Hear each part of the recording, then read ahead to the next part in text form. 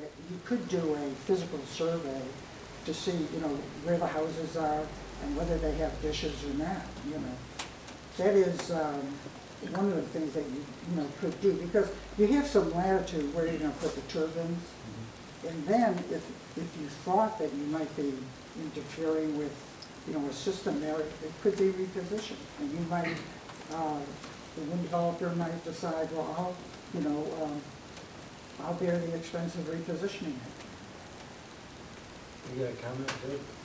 Yeah, I mean, interference with how satellite. are we going to remember all this? Interference with satellite TV is just strictly not an issue. If there is any interference, we'll relocate the satellite TV. I mean, these turbines, while they're big, they're not that big. You don't have to move things very far. But in general, we have had. I'm not aware of a case where we had to relocate a satellite receiver, because in general they're aimed. You know, they're not aimed super high, but they're. You know, you have to have that turbine pretty much. You know, I don't know the exact angles, but it has to be pretty close for that to be an issue. In this, at this latitude, you're up around 37 to 42 degree elevation. So all you have to do is get 476 feet on that triangle, and you're clear of the turbine. It just, I know it doesn't come up. Right, I've had to move my satellite dish because of the woods and stuff like that. Right. You do need a clear view.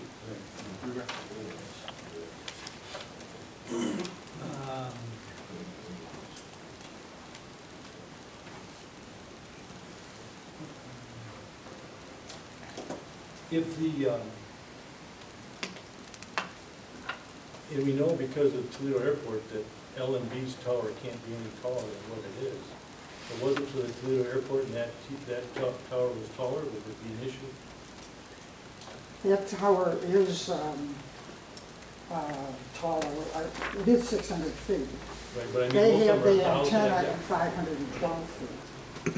And if they were to move their antenna, as a matter of fact, in talking to WLMB, they've told me they have another antenna on that tower that's at 600 feet. And if they would use that antenna rather than the one that's at 512 feet, it would cause those signals to go up roughly about 4 dB. We did a calculation on that to see how much it would improve the levels. But once again, the levels are above what they need, so whether they want to do that or not is, you know, very clear. Do you know this guy from Maryland that did this study? I do not know him. Is he a member of your group too? He is not a member Of that? No, I mean, is he a member of that association that you're? That I'm not sure. I saw his background in that paper, and he has good credentials, but he worked for the FCC, but I do not know whether he's NARDI certified or not.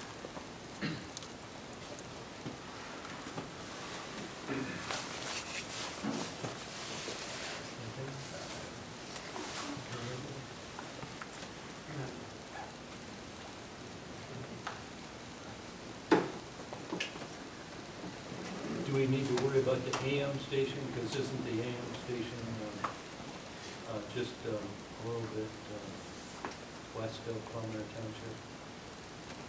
We haven't identified the AM station there.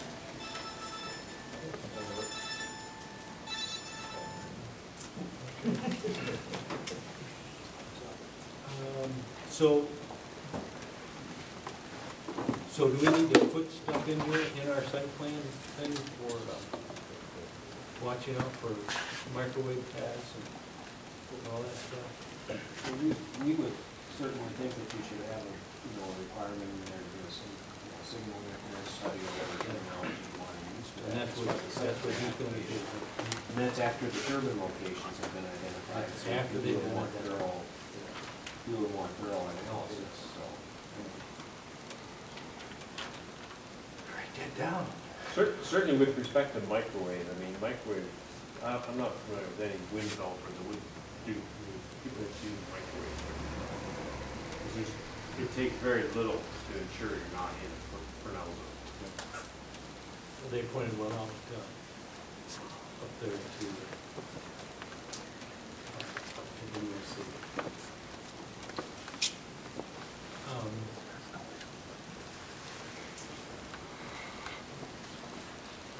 I know what I was gonna ask you.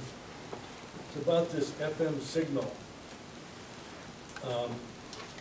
If the tower is too close, is close to the FM broadcasting tower, does it affect,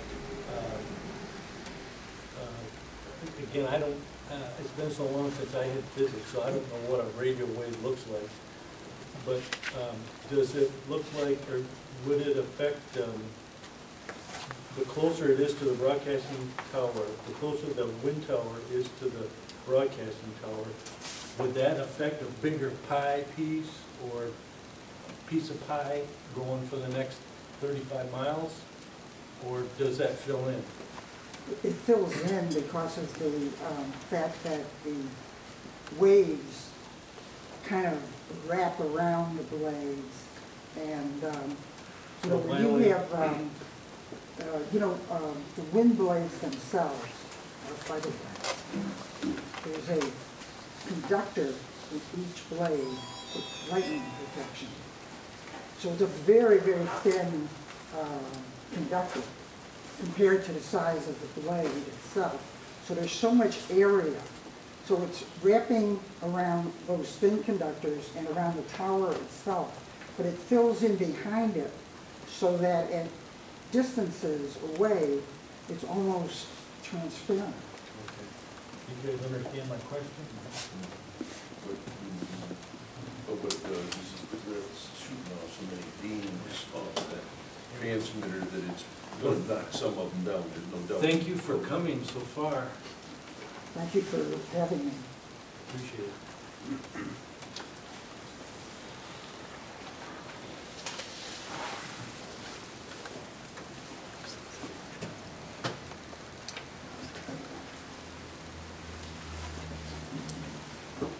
Okay, you got anything else?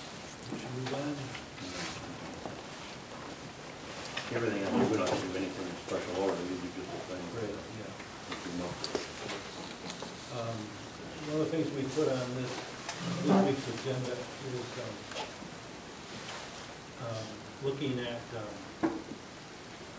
whether or not we wanted to do this wind overlay for the special use approval.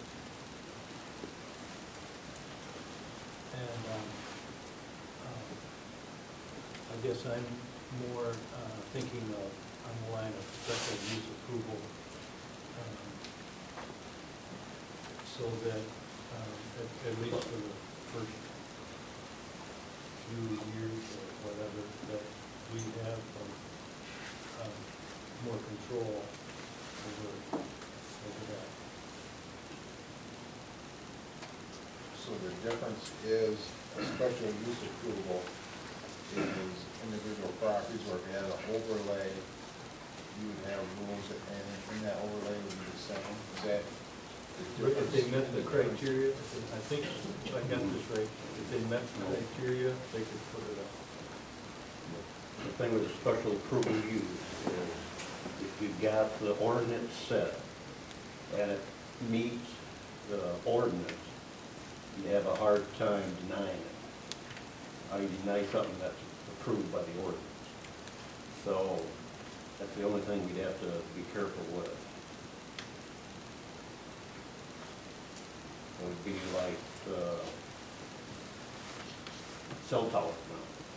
We started out, we used to zone against cell towers.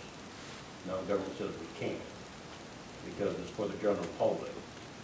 So if we're going to have a special approval, we have to do it individually, one at a time, which take a lot of time. But we have the ordinance set, the overlay, if it meets the ordinance, they can build. The special approval, we'd have to do them one by one and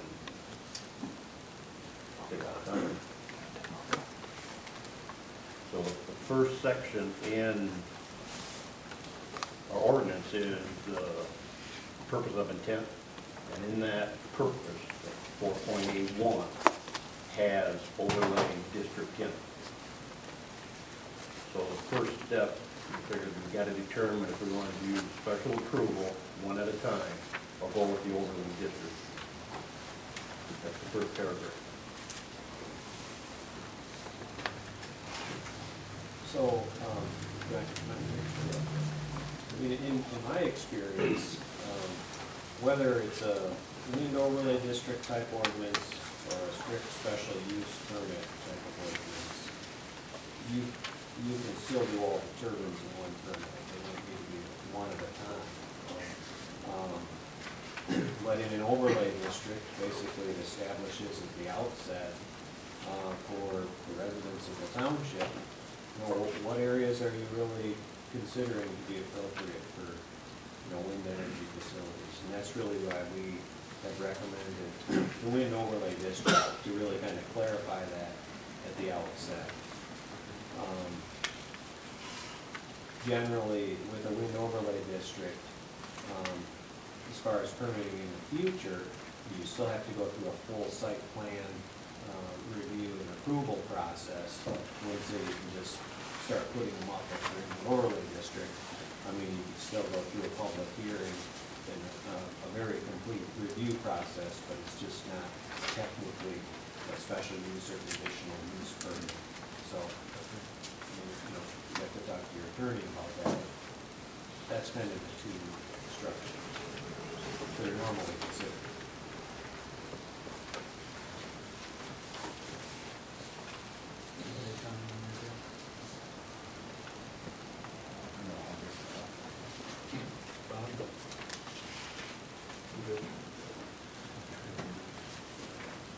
So wouldn't if that was the overlay, you'd still have to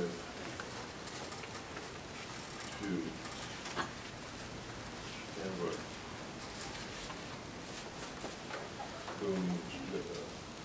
ordinance and take a look at those, would you? Yeah. We would have to follow all. Right. So there's still a section. Yeah. No matter what, it's no overlay, either one. But an overlay would be basically all of it would be done in the same manner. That's what it says The here. the two that got approved to be built up in the thumb area, Right. do you have an overlay district on those, or are they individual? There's different structures that have been, different types have been used up there. We've used both, we've built in both overlay district areas and areas where we use the special use permit process. So that's why I say there's really the two options.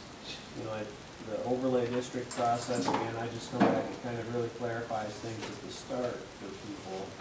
What areas are we talking about here? You establish the overlay district, and it's clear to people that you're, steering clear from, more densely populated areas, for example. It just brings more clarity to the process for, for the residents, for the board, and for the developers.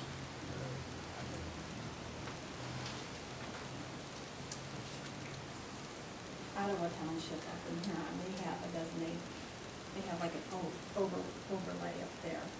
And I know now the city wants to put a wind turbine, and they've got to review it. Right. So if you have an overlay district, and you want to come back and revise the overlay district, it's essentially a zoning ordinance amendment, to go back and revise that overlay district. So it goes through a full public hearing process, and people in that area know that, okay, they're going to expand the overlay district to include my section of land. You may be familiar with the referendum they had at the November election last year. That was a change in the ordinance to, increase, add two new overlay districts to the existing overlay that they had in Harris County. Do you think that would